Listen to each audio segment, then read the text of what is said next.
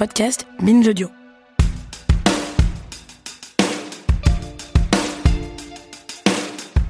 En 2017, lorsqu'éclate l'affaire Weinstein et démarre par conséquent le mouvement MeToo, on ne pouvait imaginer non seulement à quel point les révélations sur l'ampleur des violences sexistes et sexuelles dans le cinéma allaient secouer en profondeur nos sociétés, mais également à quel point les suites judiciaires de l'affaire allaient s'étendre. Car en 2025, le dossier n'est toujours pas refermé. Pire, en juin 2025, le nouveau procès organisé à New York, après l'annulation en appel du premier, s'est encore terminé par une annulation pour un problème de procédure et par la promesse d'un nouveau procès. Ceci dit, ça n'empêche pas l'affaire Weinstein d'être d'ores et déjà entrée dans l'histoire des grands tournants de notre époque.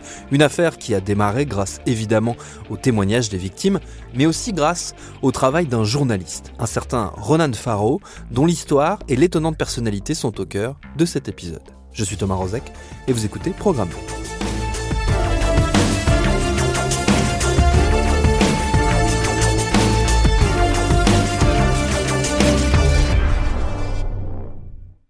Pour évoquer Ronan Farrow, j'ai fait appel à une voix que vous connaissez si vous suivez régulièrement ce podcast, la voix de mon confrère Lucas Armati, journaliste à Télérama, installé aux États-Unis et qui a creusé la vie et le parcours de Farrow sur lequel il a lui-même écrit. J'ai commencé par lui demander tout simplement d'où est-ce qu'il vient, Ronan Farrow. Ronan Farrow, il vient d'une famille parmi les plus célèbres des États-Unis. Sa mère, c'est Mia Farrow, la célèbre actrice de Rosemary's Baby. Son père, c'est Woody Allen. Donc, il a vraiment grandi et vécu dans un milieu assez privilégié, on va dire. En tout cas, vu de l'extérieur, parce que malgré tout, l'histoire de la famille est assez tourmentée. En tout cas, il vient de ce milieu entre New York et Hollywood. Et il a vécu avec sa mère, parce que ses parents se sont vite séparés. Il a vécu avec sa mère dans une sorte de grande famille recomposée, parce que Mia Farrow a eu 4 enfants. Elle en a adopté plusieurs autres. Donc, c'était une sorte de grande famille un peu bohème comme ça. Et lui, il est vraiment l'archétype un petit peu de ça, cet enfant un peu de l'enfant de la balle, quoi. Ça se voit d'ailleurs quand on le voit devant les caméras, sous les projecteurs. Il est d'un naturel vraiment désarmant. Il a vraiment l'habitude de ça, de ce milieu-là.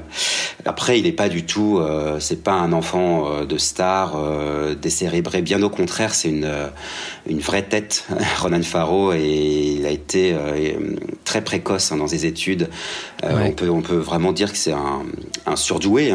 Il a intégré l'université Bard à l'âge de 15 ans. A été admis à la faculté de droit de Yale, donc une des universités les plus prestigieuses des États-Unis. Il avait 16 ans, je crois, à peine. Il a passé le barreau de l'État de New York, il avait 21 ans. Donc on peut vraiment dire qu'il est très précoce, et de la vie de tous les gens qui l'ont rencontré, c'est vraiment quelqu'un d'extrêmement intelligent, d'extrêmement méthodique.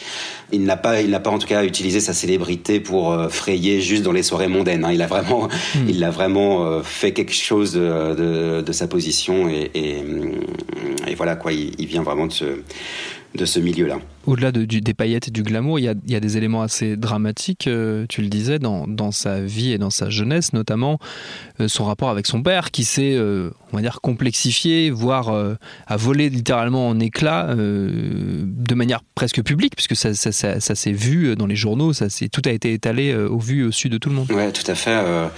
Tout a commencé, si on peut dire, par Woody Allen, qui a commencé à avoir une relation avec Soon-Yi, qui était donc la fille adoptive de Mia Farrow, qui avait donc 35 ans de moins que Woody Allen. Aujourd'hui, ils sont mariés, mais ça a fait vraiment éclater la cellule familiale, et s'est rajouté à cette histoire les accusations de la sœur de Ronan, qui s'appelle Dylan, et qui accuse donc le réalisateur Woody Allen, donc son père, de l'avoir agressée sexuellement quand elle avait 7 ans. Donc à partir de là, vraiment, le noyau familial a explosé, et Ronan Farrow a pris le parti de sa mère de manière vraiment très claire et déterminée. D'ailleurs, ce qu'on peut même remarquer, c'est que Ronan Farrow ne s'appelle pas Ronan Farrow. Son vrai nom, c'est Satchel Ronan Farrow. Et donc, quand il était gamin, on l'appelait Satchel, mais c'était un prénom qu'avait choisi son père, Woody Allen. Et pour bien montrer sa prise de distance avec son père, il a décidé de changer de prénom et de prendre son deuxième prénom. Donc c'est un détail, mais c'est un détail quand même signifiant. Et en effet, ça a été très très compliqué dans la famille. Quasiment tous les enfants, sauf un, ont pris le parti de Dylan et donc de Mia Farrow contre Woody Allen. Il ne le voit plus du tout, son père. Il a un rapport parfois il est très actif sur les réseaux sociaux, Ronan Farrow. Parfois il en parle de son père. Je me rappelle d'un tweet qu'il avait fait il y a quelques temps. C'était pour la fête des pères. Et il avait eu ce tweet un petit peu assassin en disant bonne fête des pères à tous, ou comme on me le dit dans ma famille, bonne fête aux beaux-frères. Donc voilà, c'est une histoire familiale très compliquée, et en effet, comme c'était souligné, ça a été très public, puisque Ronan, au début, était un petit peu gêné, il le dit lui-même dans plusieurs interviews, était un peu gêné par cette histoire d'agression sexuelle contre son père émise par sa sœur, et donc il prenait pas parti, en tout cas publiquement, mais en fait il l'a fait de manière très forte. Il a co-signé une tribune dans The Hollywood Reporter il y a quelques années pour dénoncer le silence des médias qui couvrent l'actualité cinématographique, et même plus largement quand il rencontre Woody Allen, aucune question ne lui était posée sur ces accusations, et il a dénoncé ça de manière très très publique. Et là, depuis le travail qu'il a effectué autour de Harvey Weinstein, il a redit à plusieurs occasions qu'il soutenait sa sœur, que ce qui s'était passé dans sa famille lui avait permis de mieux comprendre les dynamiques qui peuvent se mettre en place autour de la parole des victimes, comment cette parole peut être fragile, comment on donne toujours plus de poids à la parole des accusés plutôt que des gens qui se disent victimes, comment tous ces process se mettent en place. Et il a aussi souligné quelque chose que moi j'ai trouvé très intéressant. Il a dit qu'il avait vu pendant toutes ces années la machine de guerre autour de Woody Allen, et notamment ses attachés de presse et ses agences de com, essayer de détruire la crédibilité de sa sœur Dylan et de ses accusations. Et il dit, moi ça m'a exactement rappelé, et du coup il avait une connaissance assez particulière de ces méthodes-là. Il disait, moi ça m'a particulièrement rappelé tout ce qu'avait mis en place le producteur Harvey Weinstein pour faire taire ses victimes pendant de nombreuses années. Ce passé, nécessairement, il a une influence sur le personnage public qui est devenu Ronan Farrow ces dernières années. Même si on pourrait avancer qu'il a été dès sa naissance un personnage public, ou en tout cas un personnage placé dans l'œil du public par une presse très curieuse de savoir ce qu'il se passait vraiment dans l'étrange famille Farrow-Allen. Il en parle lui-même assez facilement. Il l'a notamment fait dans une longue interview à la radio publique américaine, la NPR, avec la journaliste Terry Gross, à laquelle il a raconté le décor étonnant de ses jeunes années. Les médias étaient assez intrusifs durant mon enfance. Il y a eu des périodes où je devais slalomer dans une foule de paparazzi pour aller à l'école. Les médias planaient au-dessus de nous, littéralement parfois, en hélicoptère. Et avec eux, aussi, comme on l'a découvert, des détectives privés embauchés par un monsieur très riche, Woody Allen, pour fouiller dans nos poubelles, trouver de quoi salir ma famille, traiter ma mère de folle, expliquer que notre genre de famille était dingue ou n'était tout simplement pas une famille, tout en défendant le fait qu'il avait eu des relations sexuelles avec plusieurs de mes sœurs, en expliquant qu'après tout, c'était une communauté de gens adoptés et donc que ça ne comptait pas vraiment. C'était ce qu'il insinuait. C'est ce qu'il continue à insinuer. Donc oui, c'est à plein d'égards une enfance douloureuse et tumultueuse, mais je me sens également extrêmement chanceux. Vous savez, j'ai été élevé avec un sens extraordinaire du service public par une mère célibataire qui a résisté à tout ça et qui a pour principe de soutenir et de défendre ses enfants. Ce qui, en plus, fait que je ne suis pas totalement insupportable. C'est parce que j'ai passé la majeure partie de mon enfance ni à New York, ni à Los Angeles, mais plus ou moins reclus dans la campagne du Connecticut, dans une ferme avec plein de poules, ce qui, à mon sens, aide à garder les pieds sur terre. Détail supplémentaire, anecdotique sans doute, qui ajoute au caractère glamour du personnage, le fait que depuis des années se balade la rumeur persistante que son père biologique ne serait pas Woody Allen, mais bien le crooner et sex symbole Frank Sinatra. Et c'est vrai qu'il y a une petite ressemblance physique quand même. Il ressemble énormément à Frank Sinatra, peut-être plus qu'à Woody Allen, même si bon, c'est des projections. Mia Farrow a été mariée à Sinatra entre 66 et 68, je crois. Et après, elle dit avoir entretenu une relation avec lui. Ouais, qui ne se sont jamais vraiment séparés. Ils se sont jamais vraiment quittés. Donc en effet, il y a ce doute-là qui persiste, même si la famille de Sinatra, qui considère malgré tout Ronan Farrow comme l'un des siens, mais elle a été très claire en parlant d'une opération une vasectomie que Frank Sinatra aurait subi des années avant la possible conception de Ronan. Donc voilà, ça relève plutôt du mythe ou de la légende que de la vérité, mais c'est vrai que c'est quelque chose qui continue à entourer Ronan Farrow et qui continue lui-même, continue parfois à en faire mention, encore une fois sur les réseaux sociaux où il est particulièrement actif. Oui, il avait notamment dit que quelque part nous étions tous possiblement les enfants de Frank Sinatra.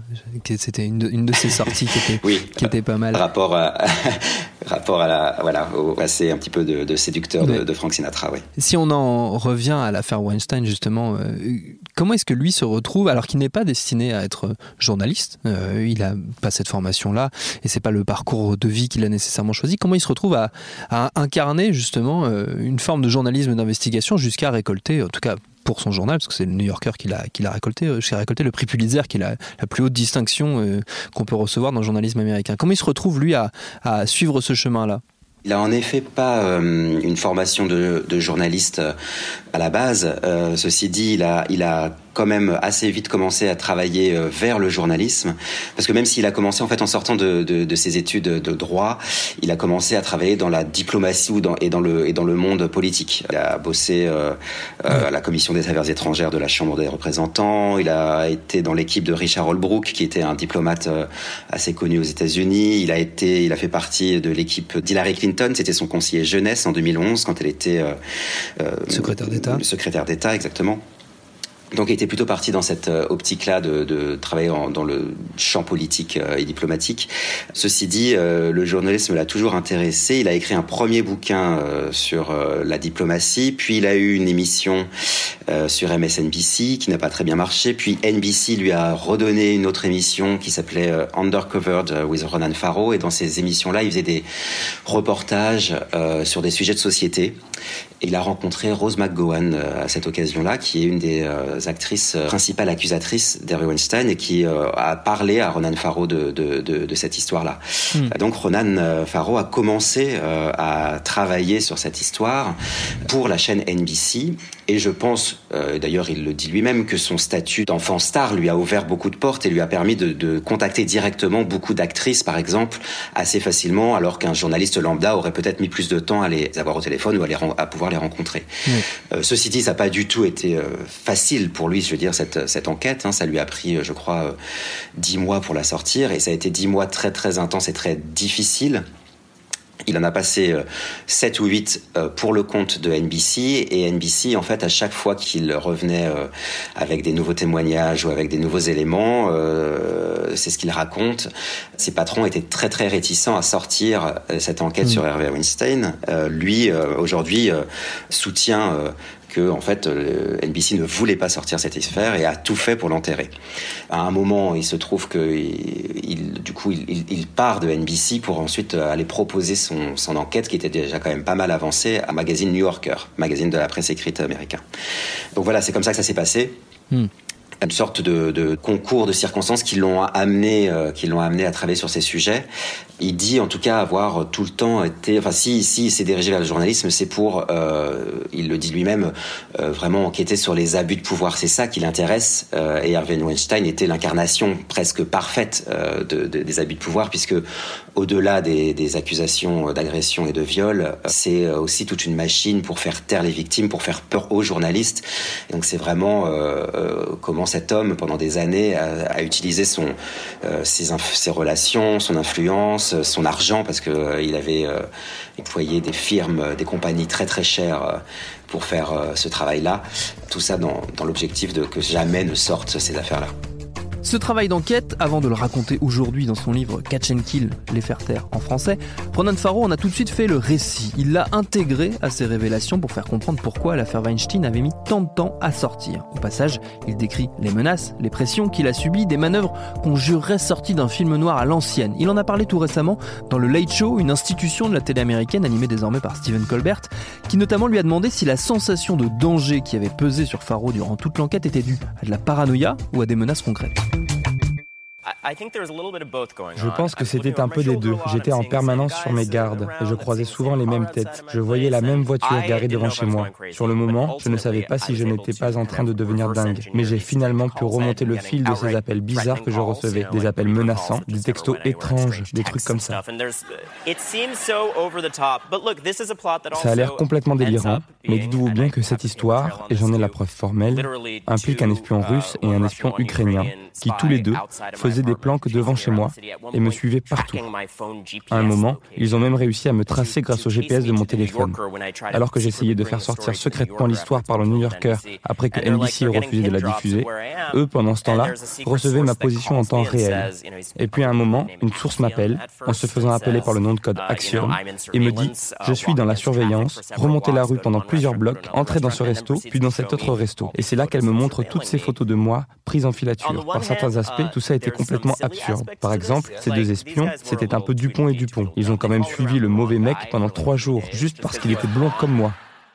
Certes, c'est une histoire extrêmement sombre, une histoire de crime, de dissimulation, de système de protection mutuelle entre puissants, mais c'est aussi l'histoire de courageux lanceurs d'alerte qui ont osé parler. Si j'ai pu découvrir toute cette histoire d'espionnage, c'est parce que différentes sources à l'intérieur même du dispositif se sont dressées et ont dit « Cette affaire me pèse sur la conscience, ça doit s'arrêter, la presse doit être libre dans ce pays, les journalistes n'ont pas à être menacés ». Et je pense que ça va continuer. Je pense que d'autres lanceurs d'alerte viendront, que les journalistes enquêteront encore. Rien que la façon dont mes confrères et consoeurs s'unissent autour de ce livre. Ça me bouleverse et ça me donne l'espoir que la presse indépendante est saine et sauve.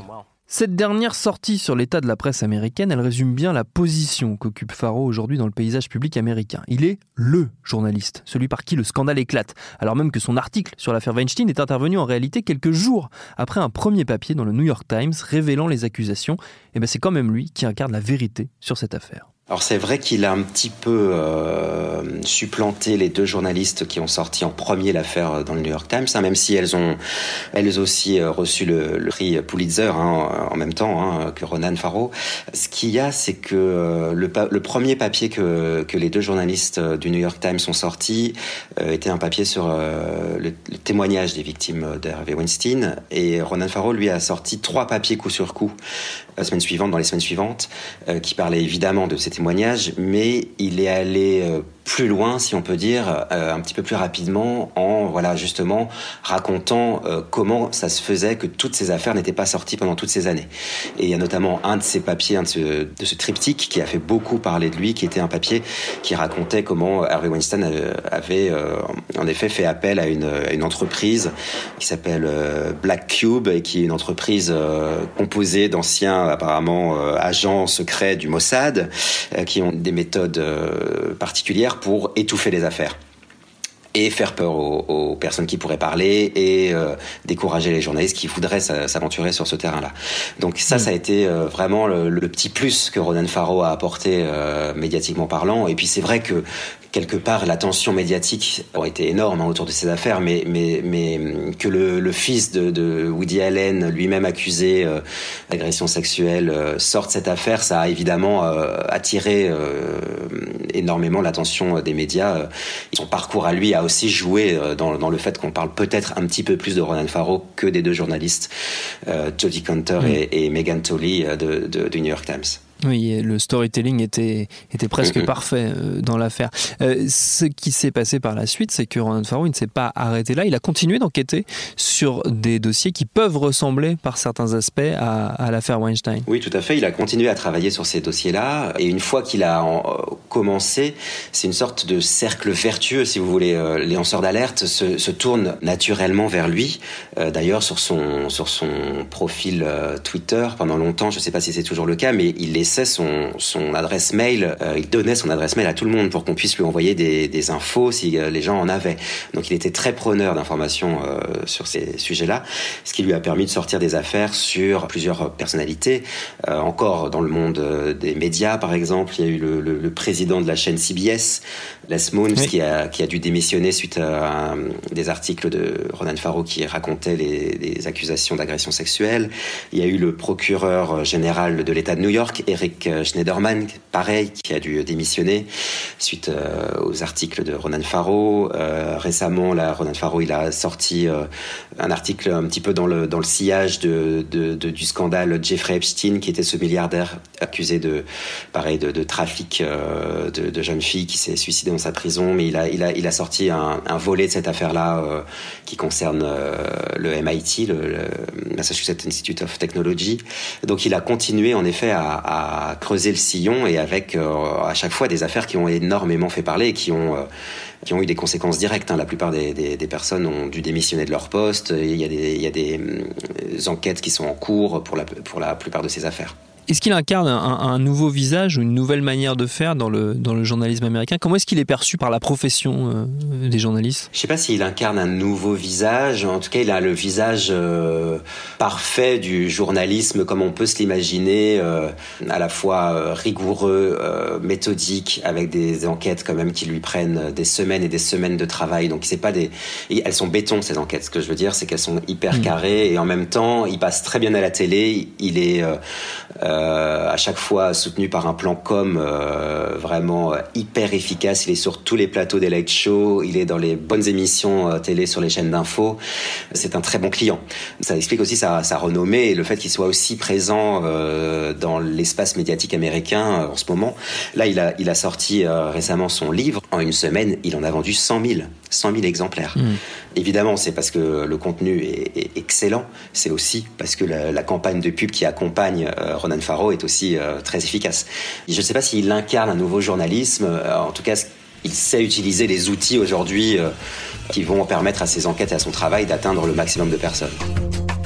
Et désormais, la presse bruise de rumeurs persistantes qui prêtent à Ronan Farrow des ambitions politiques. Lui qui, on l'a vu, a fréquenté les arcanes du pouvoir, on l'imagine déjà aspirant à des fonctions électives au sein d'une famille démocrate en pleine recomposition. Alors pour le moment, il s'est bien gardé d'en dire quoi que ce soit.